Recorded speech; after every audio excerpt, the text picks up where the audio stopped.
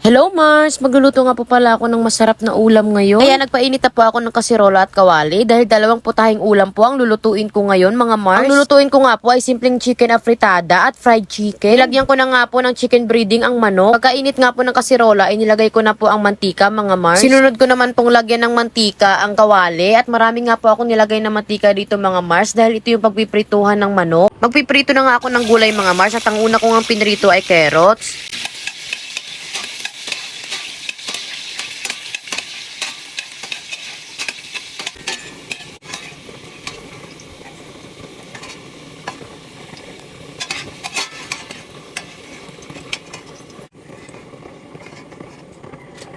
Pagkatapos po ng carrots ay sinunod ko naman po ang patatas.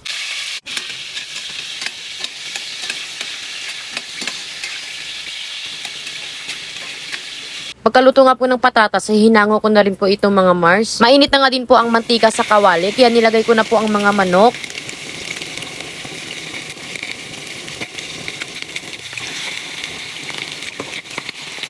Tinakpan ko nga lang po para hindi po ako matalsikan ng mantika. At nung luto na nga yung kabilang side ay binaliktad ko na nga po ito.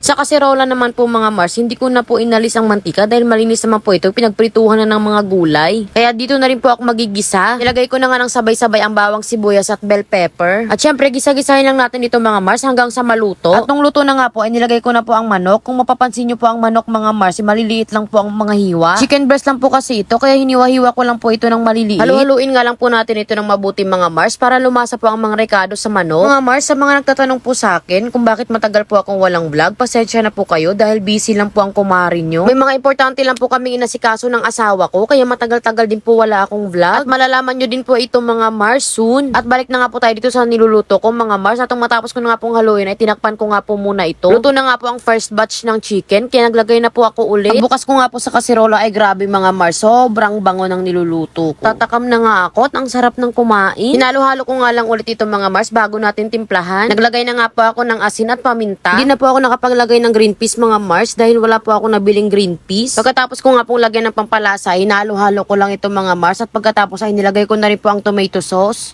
Luto na nga po ang ating fried chicken kaya hanguin ko na po ito mga Mars.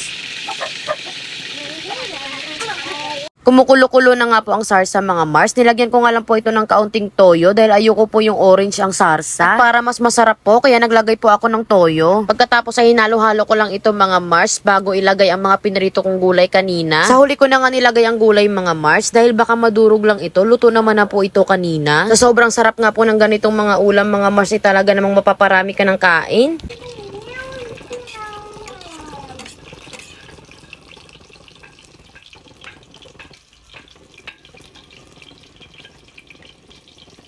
Luto na po ang mga ulam. Tara, kain po tayo mga Mars. Hanggang dito na lang. Salamat po sa panonood. Bye-bye, paalam!